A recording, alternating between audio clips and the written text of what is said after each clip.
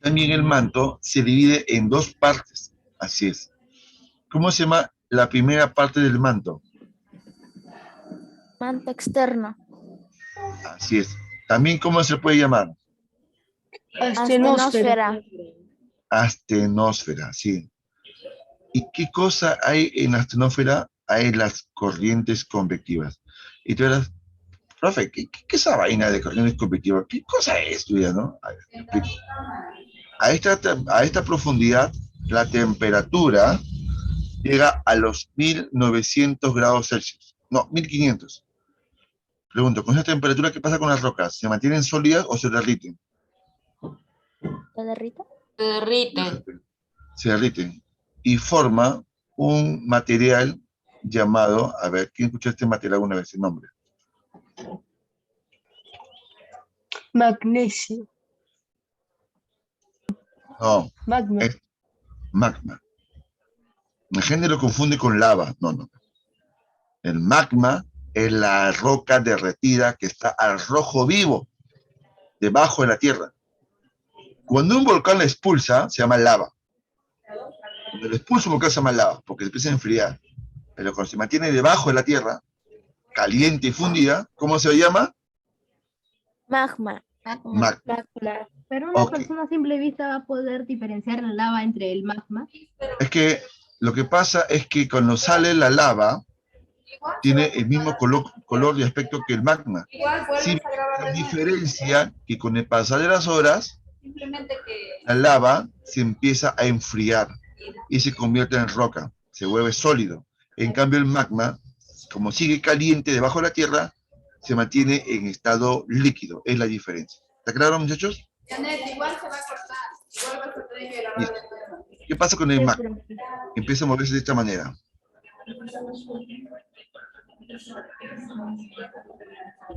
Se mueve de esta manera, se mueve. ¿Qué figura es que lo ha hecho que? ¿Qué tipo de movimiento es? Rotatorio. Rotatorio, ¿no? De ascenso, ¿no? Y descenso, ¿no? Ok. Vamos a un ejemplo casero.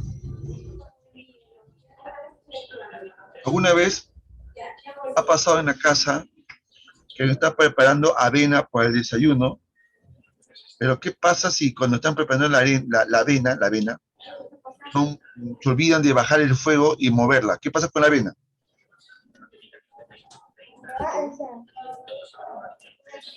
¿Puedo repetirlo otra vez?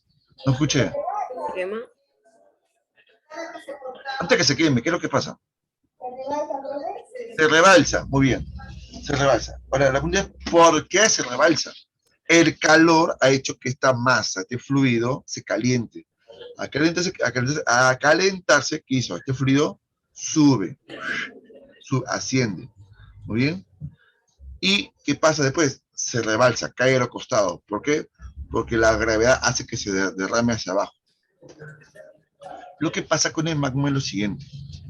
El magma, la roca está tan caliente que así como la avena, sube.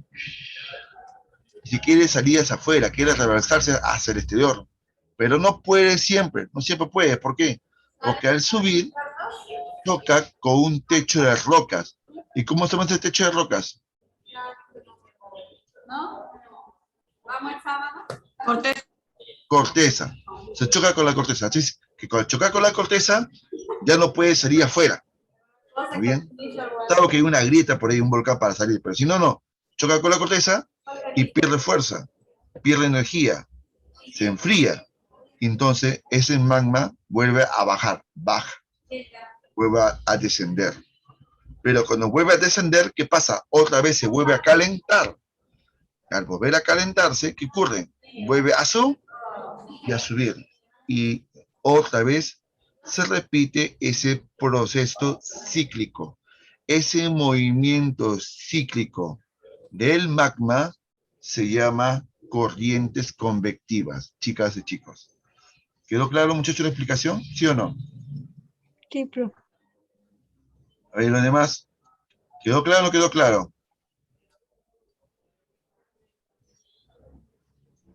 Chachos. Sí, profe, más claro que el agua. Ya, pues, pero Claro, además no profesor. dicen nada. O no están atentos a la clase, están viendo su dibujo animado. Están calladitos todos. ¿Qué pues? ¿Está mal eso? Están jugando. Probablemente, amigo, probablemente. No están tanto como ustedes. Muy bien. Más abajo del manto nos encontramos con otra capa. ¿Esta capa cómo se llama? Manto Manto interno. inferior. Interior. Interno. Interno. Interno. También se puede decir inferior también. También se llama pirófera. Muy bien. ¿No? Tiene más volumen que la astenósfera. Y es acá donde se origina la energía que alimenta los volcanes, desde el manto interior o la pirófera. Ahora sí. Vamos a ir avanzando.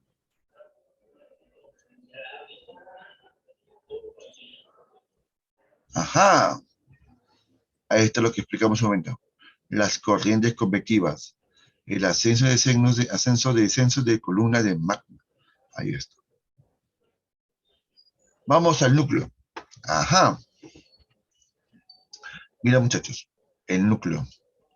En la capa más profunda de la geósfera, la más sólida, mayor espesor, y también está dividido en dos capas.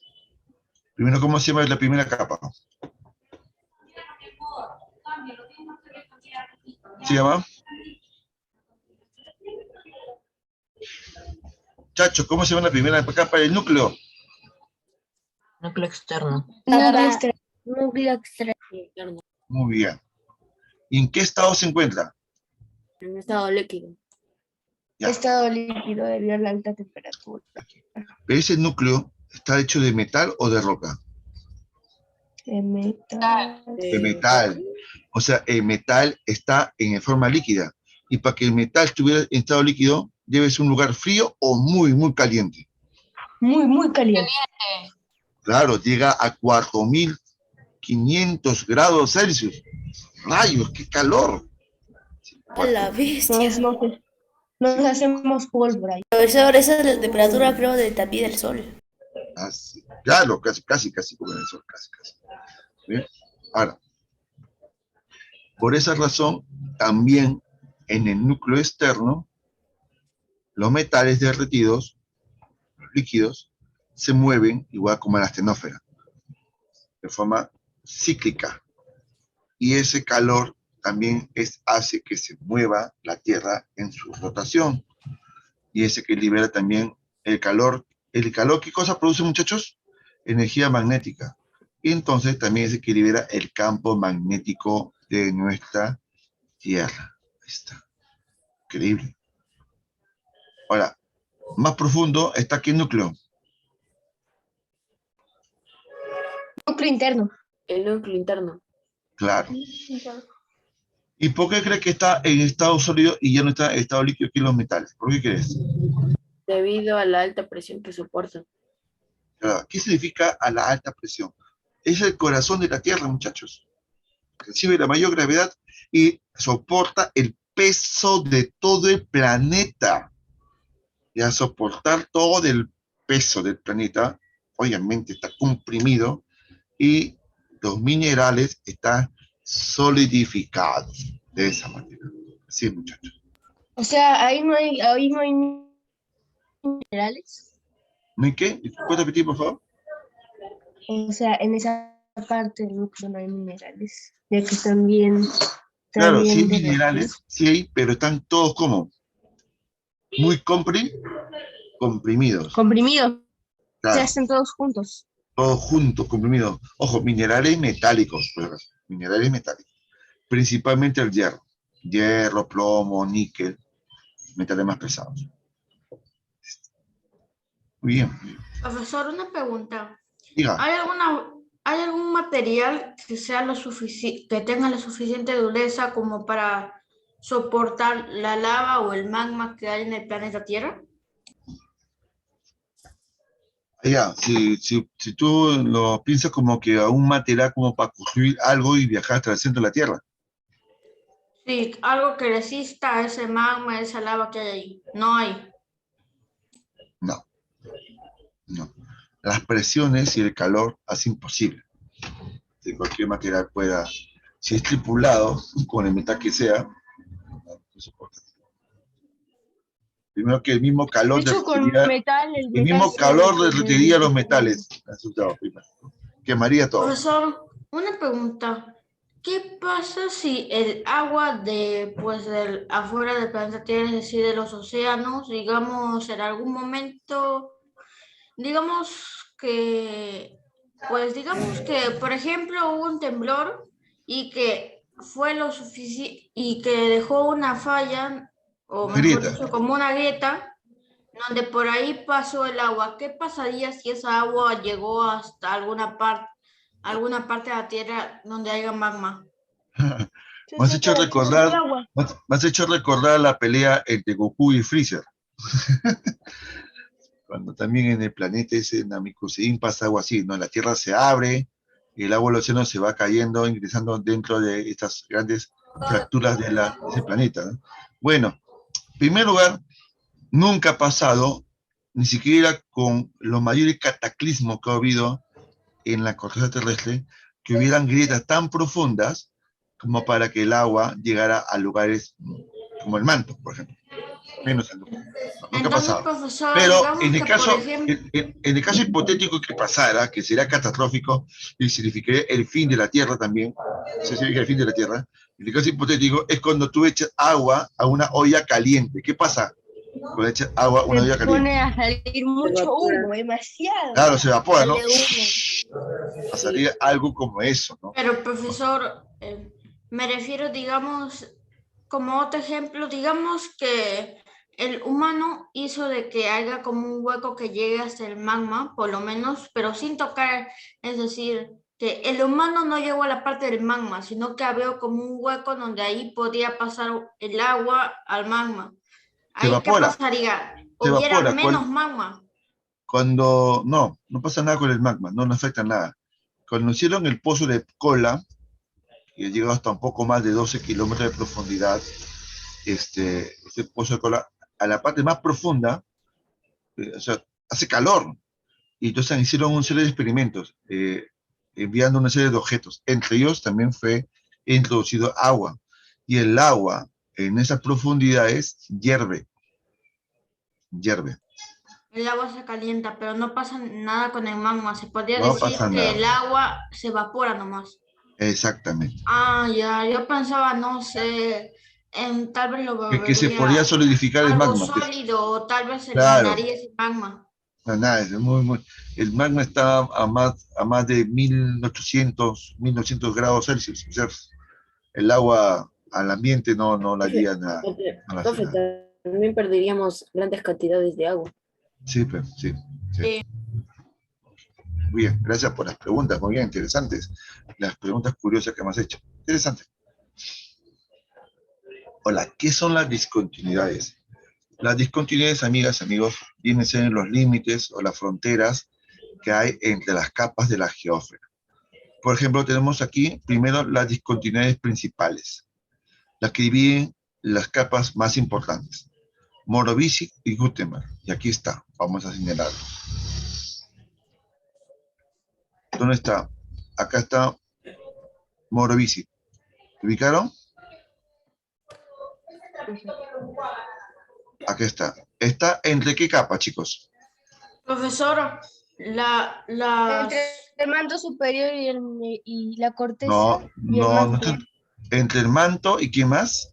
entre ¿Y la el magma y la corteza? corteza. Corteza. La corteza, claro. Profesor, una pregunta. Lo que eran Ujú. las discontinuidades era de que era como una mini capita que separaba Es el una límite. parte de la Tierra de otra.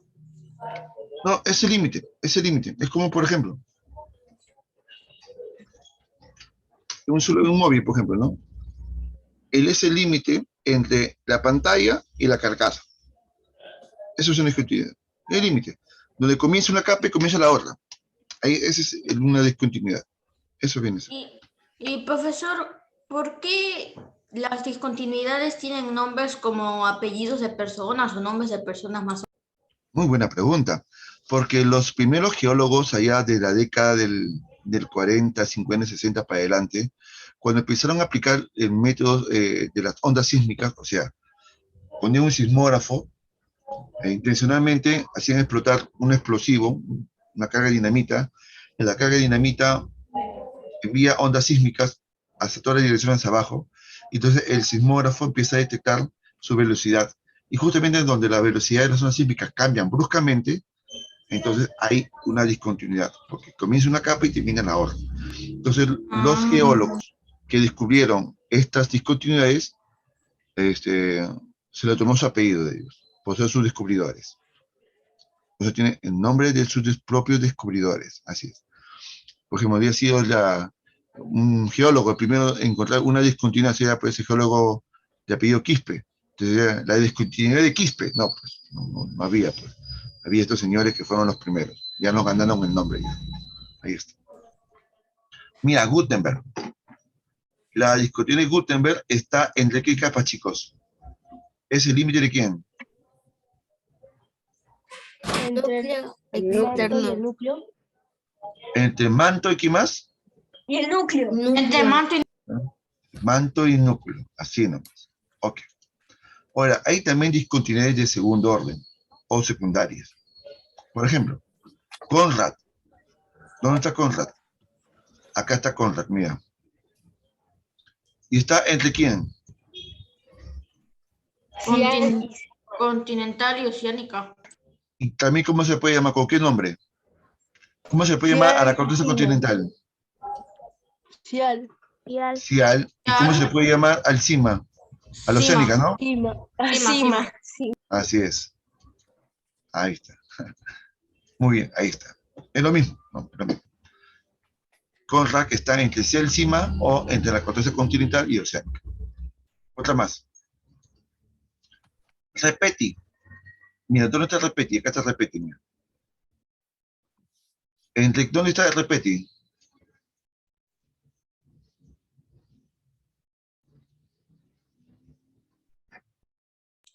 Entre manto superior e inferior. Claro. Te das cuenta que las discontinuidades secundarias se encuentran dentro de las capas, entre las subdivisiones de las capas principales. No se llaman secundarias, porque están dentro de las subdivisiones de las capas principales. Lehmann-Weisser, ¿dónde está? Entre núcleo externo e interno. Ahí está, muy bien. Ahora se ve la diferencia porque unos son los principales, ¿no? Porque dividen las capas más grandes de la geósfera, y los secundarias porque divide las capas secundarias o las subcapas. ¿Quedó claro, muchachos, sí o no? Sí, profe. Muy bien. Creo que vamos a hacer un pequeño video, me parece. Vamos a ver.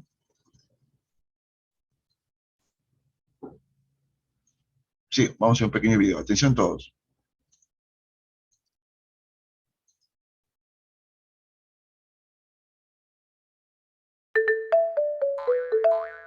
Smile and Learn. Hoy, en las capas de la Tierra, aprenderemos la geosfera.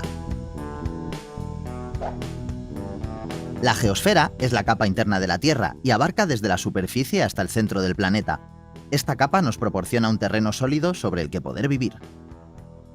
La geosfera tiene un grosor aproximado de 6.370 kilómetros y está formada por rocas, minerales, magma y arena. Cuanto más nos acercamos a su centro, mayor es la temperatura, densidad y presión.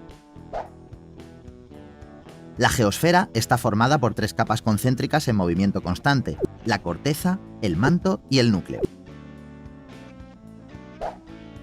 La corteza es la capa más externa y delgada de la geosfera. Según la zona, puede medir de 5 a 30 kilómetros. Está formada por los continentes y el fondo de los océanos. En la geosfera se encuentran las placas tectónicas, que forman parte tanto de la corteza como del manto. Esta zona la conocemos como litosfera. Las placas tectónicas están en constante movimiento, moldeando así la corteza terrestre. Los movimientos más bruscos de las placas tectónicas son responsables de los terremotos. La segunda capa de la geosfera se conoce como manto.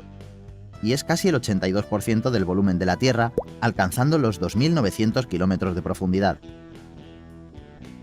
En el manto, las temperaturas son muy altas, entre 700 y 1300 grados centígrados, y es por esto que las rocas que lo forman están fundidas. A estas rocas fundidas las llamamos magma. Hay ocasiones en las que el magma se cuela por los límites de las placas tectónicas, llegando a la superficie terrestre. De esta forma es como los volcanes entran en erupción. El núcleo es la capa más interna de la Tierra y mide unos 3.500 kilómetros de profundidad. La parte interior está formada por hierro sólido y la parte externa es líquida y está formada por hierro y níquel fundido. La temperatura es altísima en el núcleo, de 4.400 a 6.000 grados centígrados.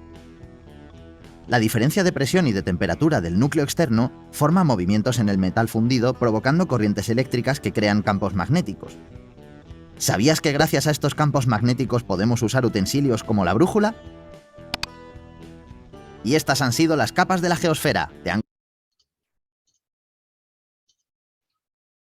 Bien, ha sido un breve resumen de todo lo que hemos hablado en su momento.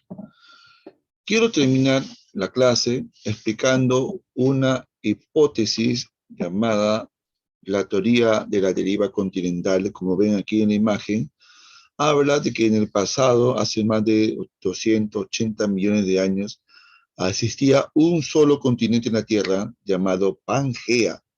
Esto lo dijo por primera vez el físico Alfred Wegener. Ojo, apunta que viene para el temático. La deriva continental fue planteada por Alfred Wegener o Wegener. Alfred Wegener es la forma correcta como se dice su apellido.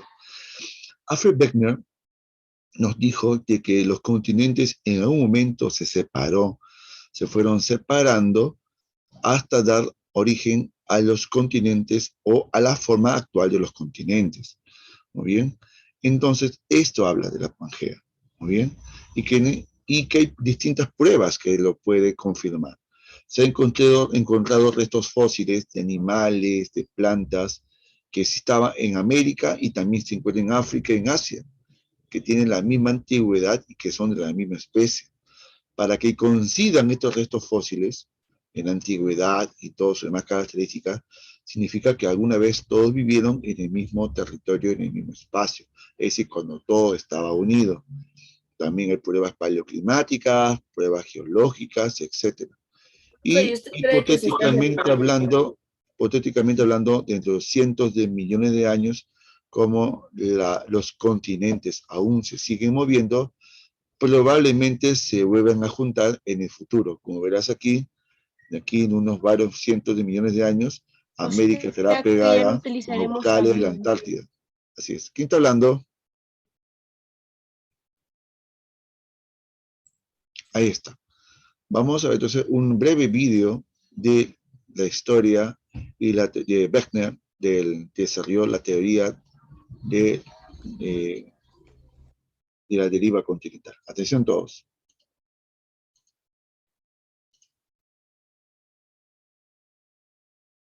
Estimados terrícolas, ustedes en la actualidad, sabemos que los continentes están en constante movimiento. En verdad, más que los continentes, son las placas tectónicas las que se mueven, es decir, fragmentos de la capa superior más fría y rígida de la Tierra. A principios del siglo XX, el alemán Alfred Wegener empezó a hacerse preguntas y a encontrar respuestas sobre la ubicación de los continentes. Lo primero que llamó su atención fue cómo la forma de los continentes parecían piezas de un rompecabezas desarmado, en particular África y Sudamérica. Esto había sido observado ya en 1570. Cuando Abraham Ortelius creó el primer atlas del mundo moderno, descubrió que los continentes a ambos lados tenían semejanzas como si fueran piezas de rompecabezas. En 1911, Wegener descubrió que los fósiles del antiguo reptil Mesosaurus habían aparecido en el sur de África y en Sudamérica, pero no en otras partes del mundo. Como era muy tirado de los pelos pensar que el animalito hubiera cruzado el océano Atlántico a nado, Le pareció más lógico que esos dos continentes habían estado unidos mucho tiempo atrás. No solo eso, además, descubrió los mismos estratos rocosos tanto en Sudáfrica como en la costa sur de Brasil. ¿Otra pieza del rompecabezas? Esto no podía ser una casualidad. En 1912 propuso una teoría a la que llamó deriva continental. Pero la comunidad científica de la época se burló de él. Él decía que los continentes actuales habían estado unidos hace millones de años y que lentamente habían ido deslizándose.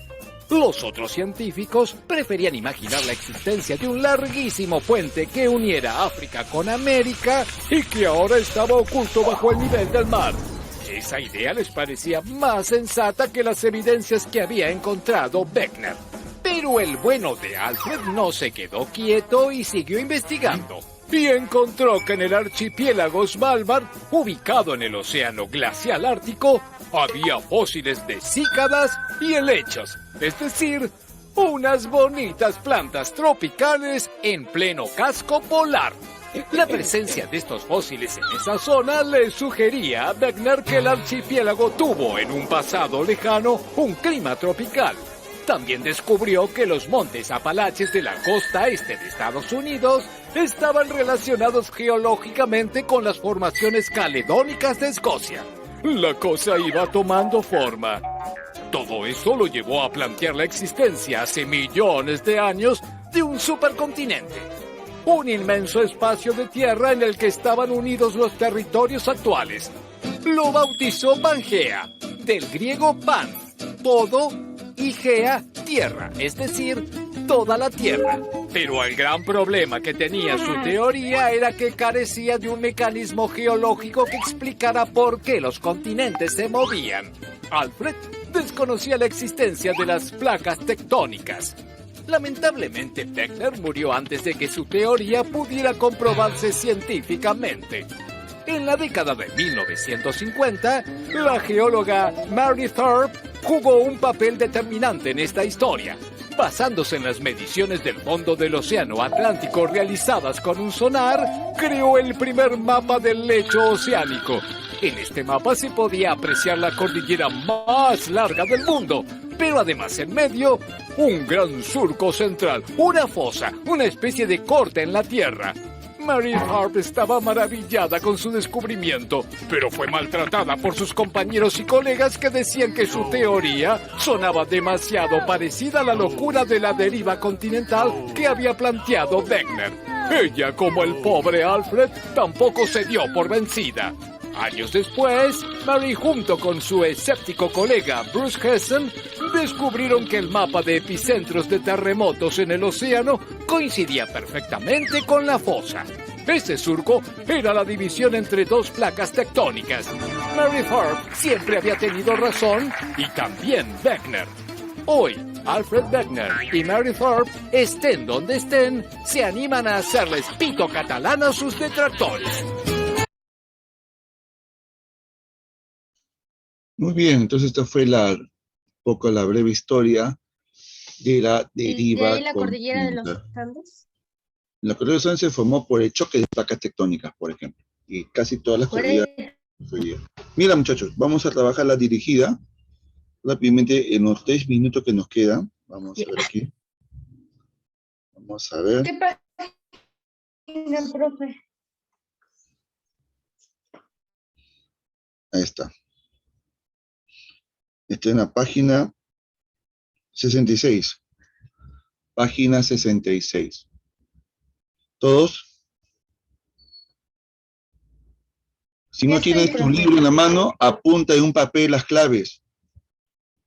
Capa de la geófora que tiene mayor volumen, hay mucho que decir núcleo, ¿no? O el manto. Mayor El volumen núcleo. es el manto. Manto. Uno manto.